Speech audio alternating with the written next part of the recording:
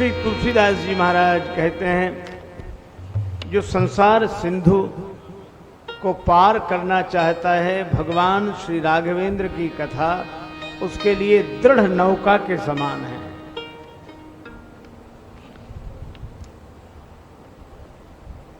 नाव में श्रद्धा विश्वास पूर्वक केवल बैठने की आवश्यकता होती है। नाव में बैठकर और कुछ किया नहीं जाता है। बैठ गए तो बैठ गए। इसी तरह भगवान की कथा रूपी नौका में हम बस विश्वास पूर्वक बैठ जाएं। ये यही कथा निरंतर सुनहि मान विश्वास। अच्छा देखो, विश्वास की सबसे बड़ी विशेषता यही है कि विश्वासी व्यक्ति बैठता ही है, और जिसको विश्वास नहीं होता वह अपने संशय के शमन के लिए यत्र तत्र भटकता है। तो भगवान की कथा में बैठ जाओ। और भगवान की कथा में बैठ जाने का अर्थ यह है कि जब कथा हमारे मन में बैठ जाए और हम भगवान की कथा रूपी नौका में बैठ जाएं, तो संसार सिंधु से सहज संतरण हो जाएगा।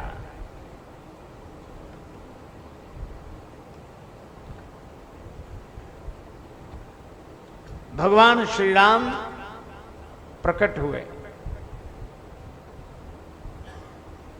कल यह कथा हो रही थी।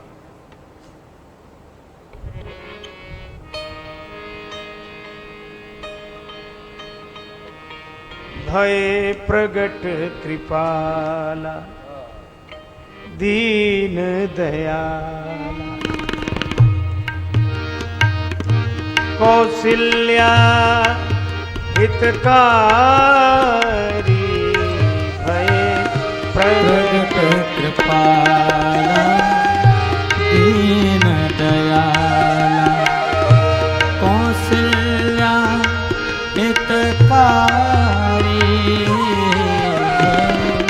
प्रगट कृपाला।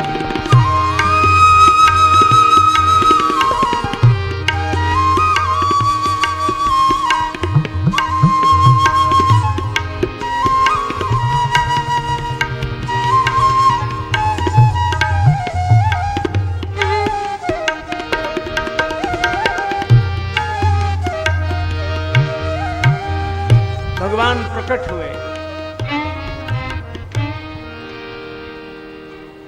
चतुर्भुजी स्वरूप शंख चक्र गदा पद्म धारण किए हुए भगवान नारायण का विश्व विमोहन, वह मधुर सौंदर्य, निज आयुध भुजचारी। माता ने जब यह रूप देखा अत्यंत आनंदित हुई। भगवान ने कहा कि मां, मैंने वचन दिया था, मैं आ गया। कौशल्या माता बोली, आपके आने की तो प्रसन्नता है, पर आपने जैसे आने का वचन दिया था वैसे नहीं आए। इस चतुर्भुजी रूप को देखकर कौन भरोसा करेगा कि यह कौशल्या माता का बेटा है।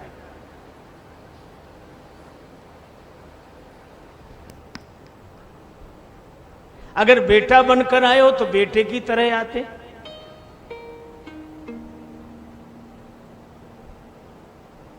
भगवान बोले, मां मैं क्या करूं? कौशल्या जी बोली, छोटे बन जाओ। अब आप विचार करो, भगवान से बड़ा कौन होगा? लेकिन भक्त की भावना के आगे भगवान भी अपना छोटा स्वरूप बना लेते हैं। भगवान छोटे बालक बन गए। मैया से कहा कि मां, अब आप प्रसन्न हैं, मैं छोटा बालक बन गया। कौशल्या जी बोली, अभी नहीं। क्यों?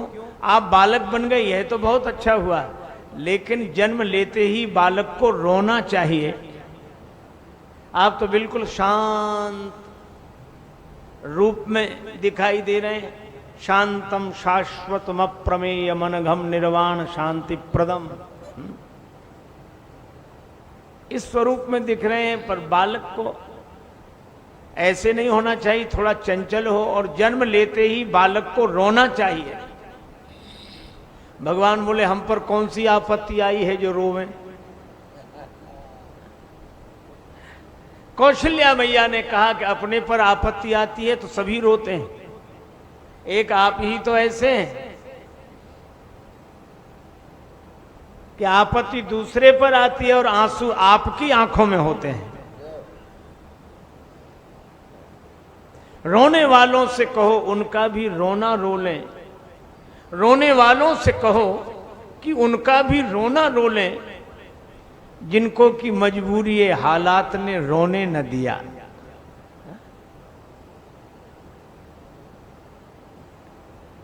सचमुच दूसरे की आंख के आंसू अपनी आंखों में स्वीकार कर लेना ही भगवान की करुणा का यह दुर्लभ उदाहरण है। कौशल्या जी ने कहा कि रो रो कर भक्तों ने आपको बुलाया, अब आप रो रो कर अपने भक्तों को बुलाइए।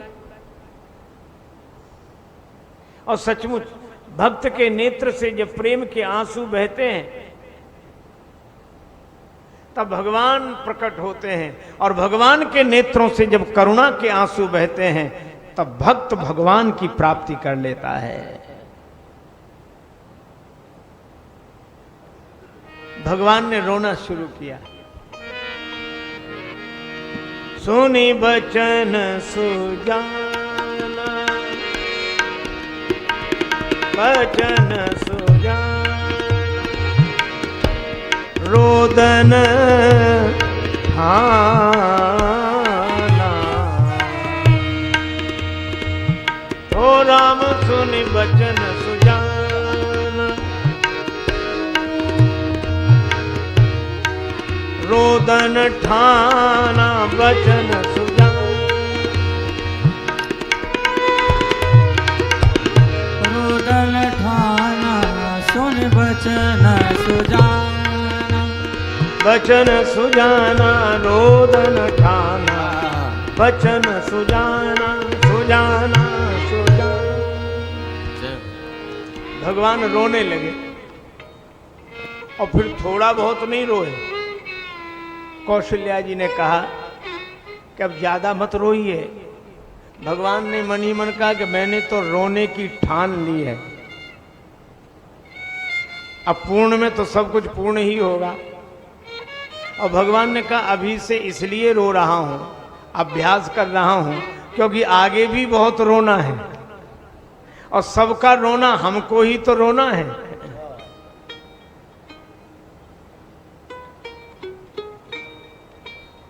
सुन शिशु रुदन परम प्रिय बानी, संभ्रम चली आई सब रानी। यह लीला भगवान की, रोदन ठाना। भगवान के रोने की लीला को भी जो गा लेता है, सुन लेता है, उसके जन्म जन्म का रोना मिट जाता है।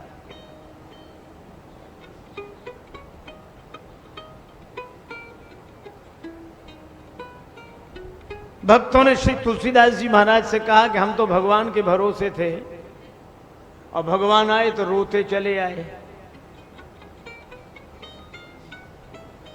तो क्या हम लोग भी भगवान के सुर में सुर मिला के रोवें? हम तो स्वयं परेशान थे, भगवान भी रोते चले आए। तो अब एक आदमी गया मंदिर में भगवान का दर्शन करने, पहली बार गया था, नए जूते बाहर उतार दिए, दर्शन करके लौटा, जूते गायब। उसको बड़ा क्रोध आया, हम पहली बार तो भगवान के दर्शन के लिए आए, हमारे साथ ये घटना घटी और मैं जाकर अभी बात करता हूं। गया, मित्र ने कहा कि रहने दो। क्यों? बोले नहीं मैं जाऊंगा। भगवान के पास गया पर उसने कहा कुछ नहीं भगवान से, चुपचाप लौट आया। किसी ने कहा तुम कहने गए थे फिर कहा क्यों नहीं? वह बोला क्या कहता, भीतर गया तो भगवान ने अपने चरण दिखा दिए कि हमारे भी कोई ले गया है, तो तुम्हारे भी कोई ले गया होगा। तो भक्तों ने कहा क्या भगवान के सुर में सुर मिला के रोवें? श्री तुलसीदास जी ने कहा रे बाबलो, तुम्हें रोने से फुर्सत कब थी? तुम गाओ, यह चरित जे गावै, चरित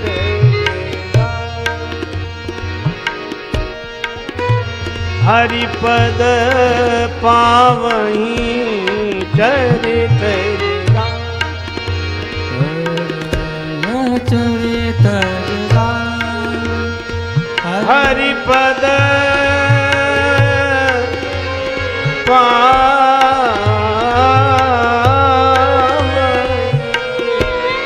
चरित यह चरित गावै, हरिपद पावै। ओ रामा यह चरित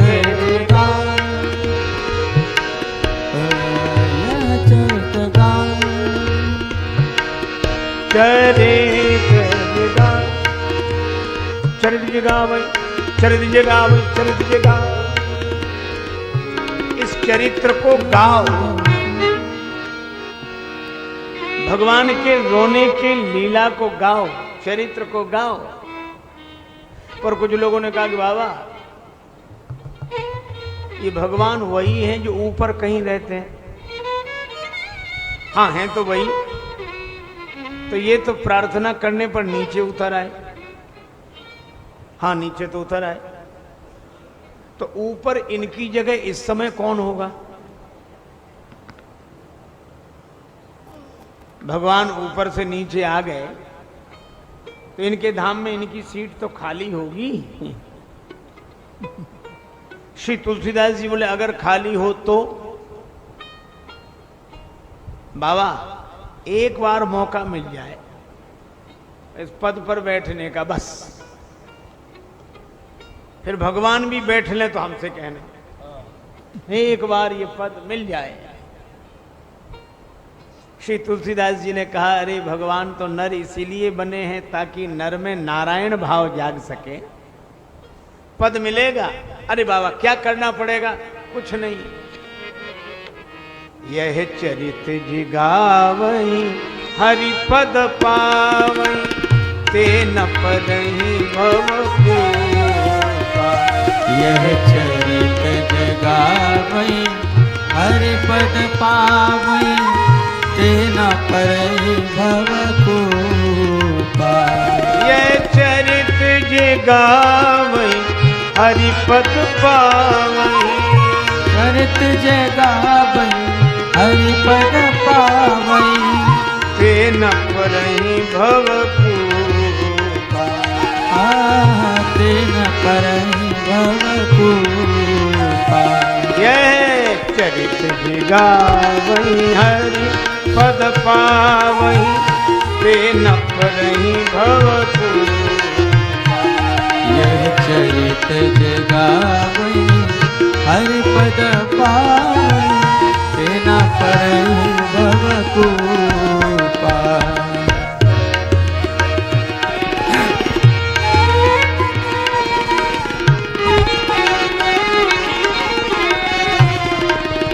यह चरित जगावई हरि पद पावई, ते न हरि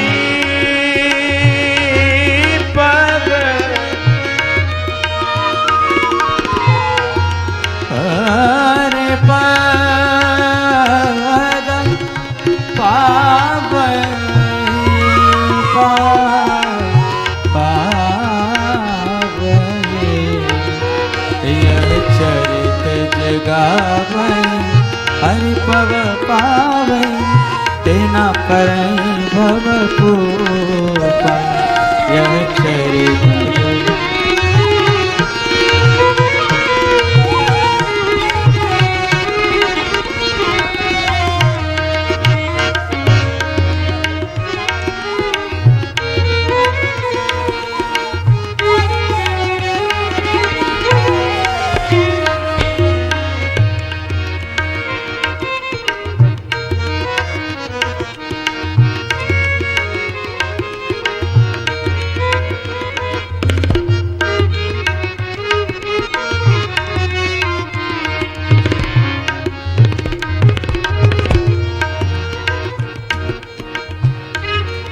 भगवान के चरित्र को जो गाएगा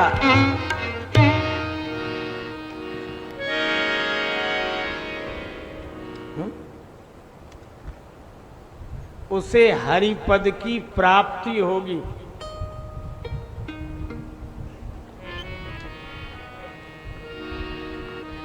सोई परम पद पावेगा, सोई परम पद पावेगा, सोई परम पद पाएगा,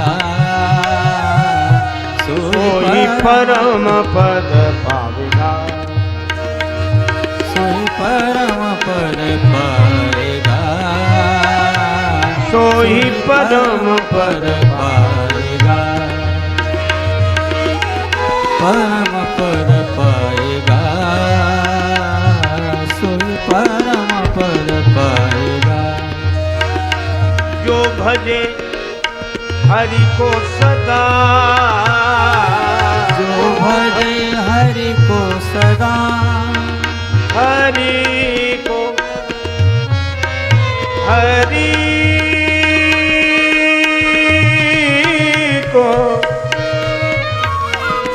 भजे हरि को सदा, जो भजे हरि को सदा, सोही परम पद पावेगा, सोही परम पद पावेगा। जो भजे हरि को सदा, सोई परम पद पाएगा, सोई परम पद पाएगा। इस चरित्र को जो गाएगा उसे भगवान के पद की प्राप्ति होगी। यह चरित्र जे गावहीं हरि पद पावे।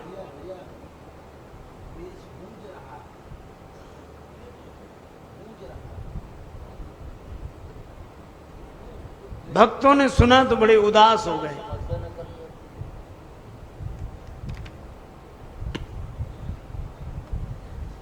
भक्तों को लगा कि हम भगवान के पद पर बैठे। यद्यपि यह परम पद सकल दृश्य निज उदर मेल, सोवे निद्रा तज योगी, सोई हरिपद अनुभवे परम सुख अतिशय द्वैत वियोगी। ब्रह्मविद ब्रह्मैव भवति, कण कण में तुझको ढूंढा तेरा पता नहीं है, और तेरा पता मिला तो अब मेरा पता नहीं है। हरिपद निजानंद मस्ती में मैं झूमता हूँ, कहाँ कौन कैसा न मैं पूछता हूँ। खिले हैं जमाने में गुल रंग बिरंगे, मिसाले भंवर हो के मैं गूंजता हूँ। गुज़िश्ता जमाने में थे कर्म जितने, उन्हें ज्ञान होली में मैं फूंकता हूँ। न जीने की इच्छा न मरने की चिंता, कजा से निडर हो के मैं घूमता हूँ। और मिली हैं जिनसे ये बेहद निगाहें, पकड़ उनके कदमों को मैं चूमता हूँ। हुआ मुक्त सबसे बड़ी खुश नसीबी, फकीरी खजाने को मैं लूटता हूँ। मुझमें समाजा इस तरह तन प्राण का जो तौर है, फिर न कोई कह सके मैं और हूं तू और है। अभी हरिपद पावई ये कैसे मिलेगा? यह चरित्र जो गावई, इस चरित्र को जो गाएंगे उन्हें हरिपद की प्राप्ति होगी। भक्तों ने सोचा तो घबरा गए, हमें पद नहीं चाहिए, हम भगवान के पद पर बैठेंगे। श्री तुलसीदास जी बोले कि तुम्हारे लिए पद शब्द का अर्थ दूसरा है। पद पदुम गरीब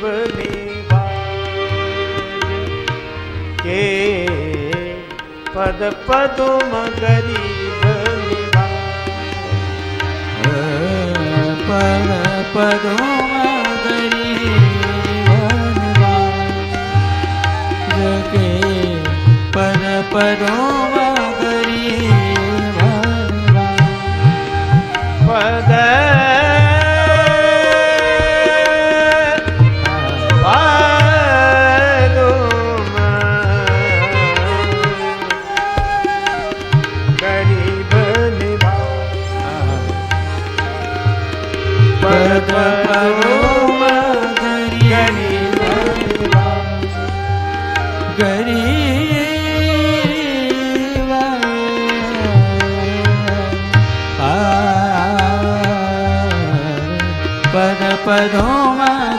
भगवान।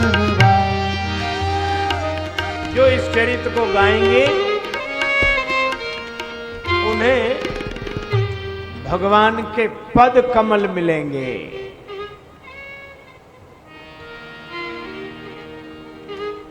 राम चरण सुखदाई, भगवान के चरणों की प्राप्ति होगी, पद कमल की प्राप्ति होगी, ज्ञानियों को ब्रह्म पद की प्राप्ति होगी और भक्तों को भगवान के पद कमलों की प्राप्ति होगी। यह चरित्र जे गावहीं हरि पद पावहीं। आहा, राम चरण रति जो चहे अथवा पद निर्वाण, भाव सहित सो यही कथा करहु श्रवण पुट पान। यह चरित्र जे गावई हरि पद पावई, तेन परई भव कूपा। दोनों में से एक भी लक्ष्य की प्राप्ति हो जाए, ऐसे साधक भवकूप में नहीं गिरते, क्योंकि भव सागर चह पार जो पावा, राम कथा ता कहां दृढ़ नावा। भगवान का अवतार हुआ और भगवान के साथ साथ कै कै सुता सुमित्रा दो, सुंदर सुत जनमत भयो। चार कुमारों का जन्म हुआ। महाराज दशरथ के महल में दरबार में सूचना दी। सेवकों ने पाए शुभ समाचार, नृप के कुमार भये, औदपुर वासी मन फूले न समाये हैं। आए अनुराग भरे भूप को बधाई, दैन नाय नाय शीस तिन वचन सुनाए हैं। धन्य भूपाल मणि राजेश रघुवंश, धन्य धन्य धन्य जननी सपूत जिन जाए हैं। जीवन को फल पायो अवध निवासिन ने, चौथे पन भूपति ने चार फल पाए हैं। चारों कुमारों का जन्म, लेकिन लिखा क्या? विप्रधेनु सुर संत हित, लीन मनुज अवतार। निज इच्छा निर्मित तनु, माया गुण गोपाल। भगवान का अवतार चार के लिए हुआ, विप्रधेनु सुर संत। कई बार लोग तर्क करते हैं, क्या हमारे लिए भगवान का अवतार नहीं हुआ? इन्हीं चार के लिए।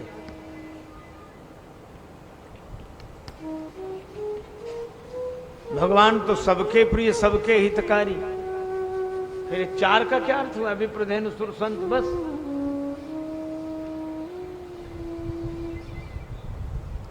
एक सज्जन रामचरितमानस का अर्थ नहीं करते थे, अर्थात बताते थे। एक बार कुछ लोगों ने यही पूछ दिया, विप्रधेनु सुर संत हित लीन मनुज अवतार, महाराज इसके बारे में बताएं। तो कहने लगे अर्थात विप्रधेनु सुर संत हित लीन मनुज अवतार। कहा कि महाराज कुछ समझ में नहीं आया।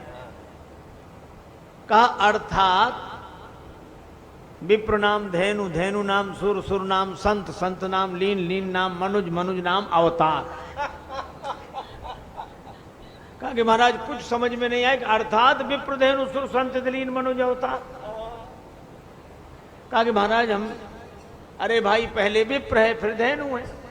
विप्र माने ब्राह्मण, धेनु माने गाय। किसी ब्राह्मण को गौदान कर दो, सब समझ में आ जाएगा ये। पर श्री तुलसीदास जी की वाणी अद्भुत अर्थ रखती है।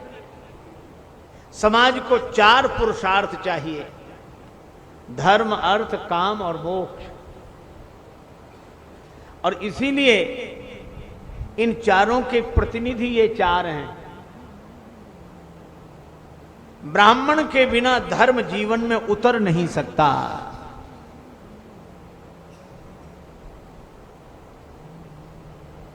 इसलिए ब्राह्मण के लिए भगवान का अवतार हुआ, ताकि हम ब्राह्मण से जुड़कर अपने जीवन को धर्ममय बनावें। और गौ माता की कृपा के बिना हमारा जीवन अर्थ से संपन्न नहीं हो सकता।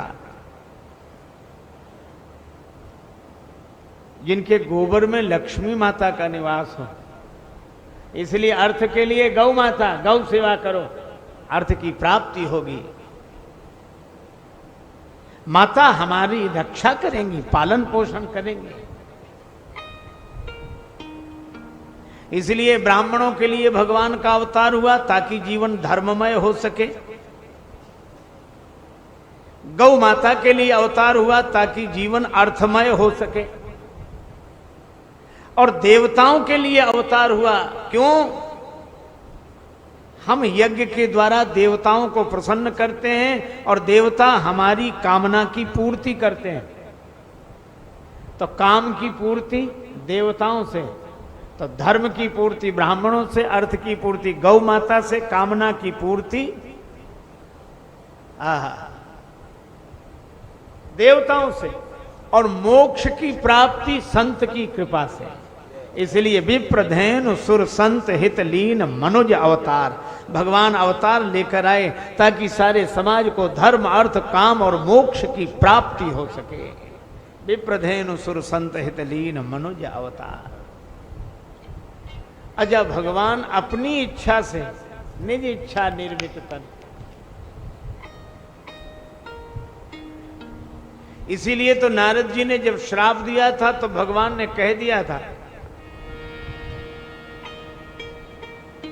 नारद जी बोले मृषा हो मम श्राप कृपाला, तो भगवान क्या बोले?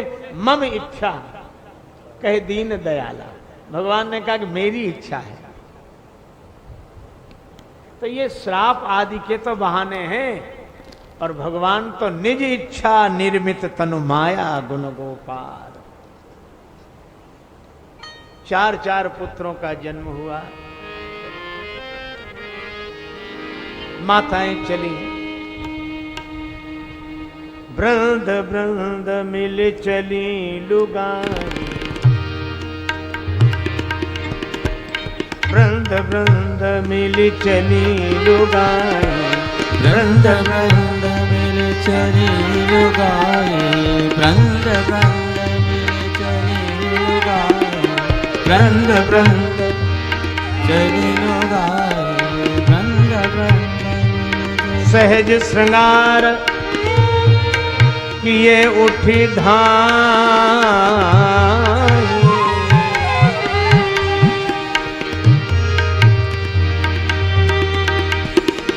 वृंद वृंद मिल चली लुगाई, सहज श्रृंगार किए उठी धाई, सहज उठ गाए, सहज श्रृंगार किए उठ गाए, वृंद वृंद मिल चली लुगाई, वृंद वृंद वृंद वृंद वृंद वृंद।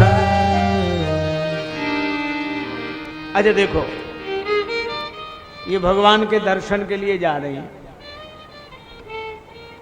सुना तो यह गया कि हजारों प्राणियों में कोई एक प्रयत्न करता है भगवत प्राप्ति का, और प्रयत्न करने वाले हजारों में कोई एक पहुंचता है। श्रीमद् भगवत गीता तो यही कहती है। पर यहां एक नहीं, वृंद वृंद मिली चली लुगाई। ये जितनी देवियां हैं, झुंड के झुंड, समूह के समूह जा रहे हैं। हा? तो क्या समूह के समूह ईश्वर की ओर बढ़ सकते हैं? झुंड के झुंड परमात्मा की ओर बढ़ सकते हैं? श्री तुलसीदास जी बोले बढ़ सकते हैं, पर शर्त एक है, क्या? चाल में मेल हो, मिली चली। आप ऐसे समझो हमारे नेत्र, कान, नासिका, रसना, इंद्रियां हैं सब। और इसलिए इनका नाम है गो। गो नाम इंद्रियों का, गो का अर्थ इंद्रियां। और कितना बढ़िया है, शायद इसलिए इनका नाम गो है। अंग्रेजी में गो शब्द का अर्थ होता है जाने का, जाओ गो। और मुझे लगता है कि अगर नेत्र न होते तो हम स्वरूप संसार तक जा ही नहीं सकते थे। ये जो सृष्टि दिख रही है नेत्रों के कारण दिख रही है। कानों के द्वारा हम शब्द तक पहुंचते हैं, नेत्रों के द्वारा रूप तक पहुंचते हैं, नासिका के द्वारा गंध तक पहुंचते हैं, रसना के द्वारा स्वाद तक पहुंचते हैं। तो ये भेजते रहते ना। अब इन इंद्रियों में मेल नहीं है, ये बड़ी समस्या है। आंख कुछ देखना चाहती है, कान कुछ सुनना चाहते हैं, नासिका किसी और चीज की गंध लेना चाहती है, त्वचा किसी और का स्पर्श करना चाहती है। चाल में मेल नहीं होने के कारण ही तो यह परेशानी है। मैली चादर ओढ़ के कैसे, मैली चादर ओढ़ के कैसे द्वार तुम्हारे आऊं। मैली चादर ओढ़ के कैसे द्वार तुम्हारे आऊं। हे पावन परमेश्वर मेरे, मन ही मन सकुचाऊं। मैली चादर ओढ़ के कैसे द्वार तुम्हारे आऊं। मैली चादर ओढ़ के कैसे इन चरणों से चल कर तेरे मंदिर कभी ना चरणों से चल कर तेरे मंदिर कभी ना आया। जहाँ जहाँ हो पूजा तेरी कभी न शीश झुकाया। जहाँ जहाँ पूजा तेरी शीश कभी ना नवाया। कभी न शीश झुकाया। कभी न शीश झुकाया। हे हरिहर में हार के आया, अब क्या हार चढ़ाऊं।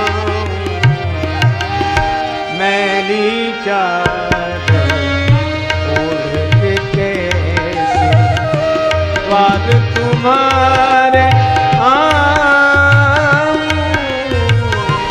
मेरी चादर ओढ़ के कैसे द्वार तुम्हारे आऊं।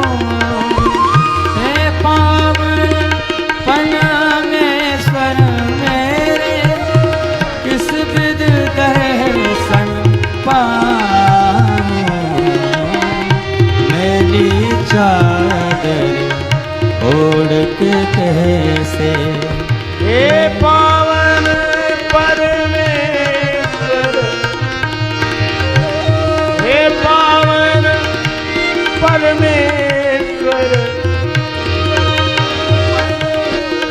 मन शर्मा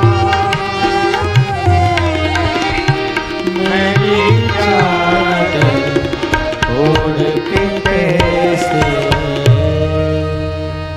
ये चादर हो गई बहुत पुरानी।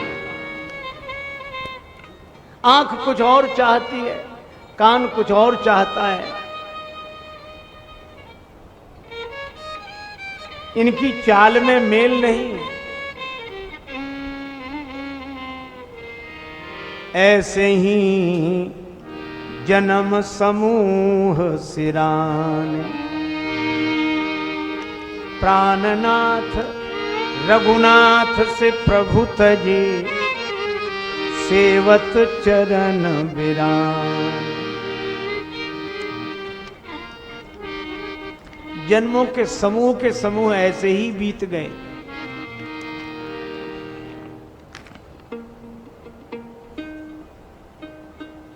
जे जड़ जीव कुटिल कायर खल, केवल कलिमल साने, सूखत बदन प्रशंसत तिनका, हरित अधिक करि माने। ऐसे ही जन्म समूह सिरान।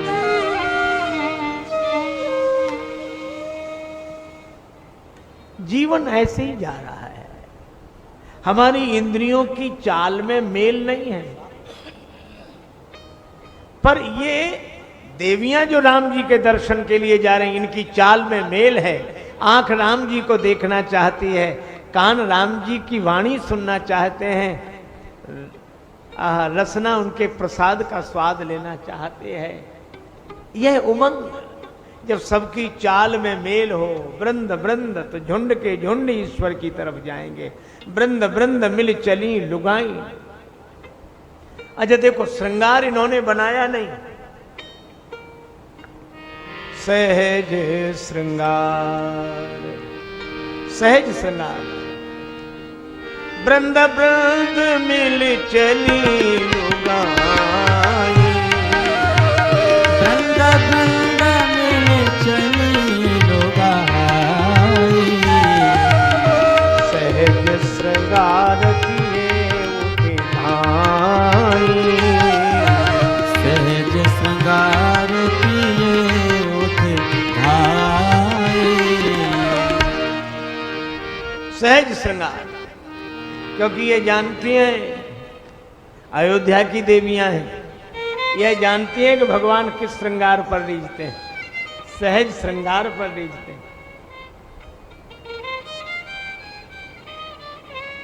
लंका की देवी आई थी बंठन कर, सूर्पणखा रुचिर रूप धरी प्रभु पहुंच जाई, जैसी थी नहीं वैसी बनकर आई और बोली वचन बहुत मुस्काई। वचन तो एक दो बोले पर मुस्काई बहुत।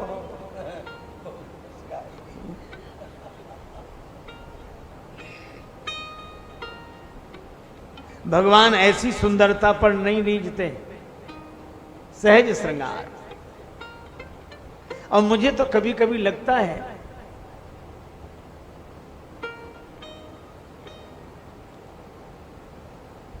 नंद नंदन भगवान श्री कृष्णचंद्र की मधुर बांसुरी की जो विशेषता है,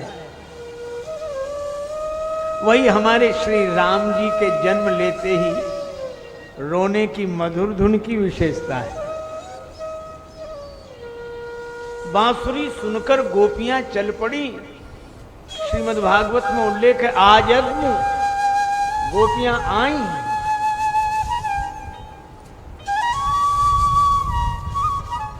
और बांसुरी सुनकर आई। काहू को श्याम बुलावत हैं री।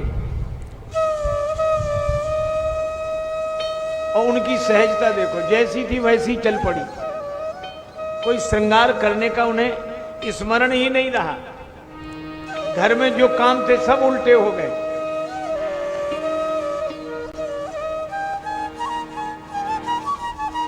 मेहंदी कपोल में लगा ली, काजल सिंदूर की जगह लगा लिया, सिंदूर काजल की जगह लगा लिया। और घर में जितने काम हो रहे थे, खीर में नौन, खीर बना रही थी, नमक डाल दिया। खीर में नौन, दाल में शक्कर, मक्खन में मिर्चाई, यहां तक तो गनीमत। गऊ को साग, चलो यह भी ठीक। गऊ को साग ससुर को भूसो, गऊ को साग ससुर को भूसो, ऐसी मति बोराई मुरलिया हरी। मधुबन में धूम मचाई मुरलिया हरी की, मधुबन में खूब बजाई मुरलिया हरी की। मधुबन में धूम मचाई मुरलिया हरी की। मधुबन में धूम मचाई मुरलिया हरी की। तो जैसे सहज भाव से उठकर प्रेम मग्न दशा में गोपियां भगवान श्री श्याम सुंदर के पास गईं, इसी तरह सहज भाव दशा में भरकर ये अयोध्या की देवियां भी राम जी के दर्शन करने के लिए गई। अच्छा देखो एक बात और, ये जा रही हैं तो कुछ मांगने जा रही हैं क्या? हम लोग भगवान के मंदिर में जाते हैं तो कुछ ना कुछ मांगने जाते हैं, है ना? और हम इतने बार मांग कर आते तो भी मांग रह ही जाती है।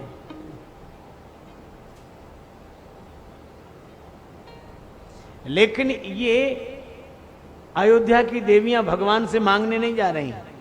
क्यों? अभाव हो तो मांगे, यहां तो सब भरा हुआ है। कैसे? कनक कलश मणिगन भरी थारा, गावत पैठई भूप द्वारा। स्वर्ण कलश भरा है सरयू जी के जल से, थाल भरा है मणि मोतियों से, और मुख भरा है श्री राम जी की कीर्ति के गायन से, और चरण भरे हैं श्री रामोन्मुख गति से। खाली कुछ है ही नहीं, मांगे क्या? सब भरा है। इसलिए एक सज्जन बड़ी अच्छी बात कहते थे। वो कहते थे कि जो रिक्त होता है उसे कुछ चाहिए, जो रिक्त होता है उसे कुछ चाहिए, लेकिन जो रिक्त न हो, जो अतिरिक्त हो, रिक्त ही नहीं, रिक्त को कुछ चाहिए, और जो अतिरिक्त हो उसे अतिरिक्त चाहिए।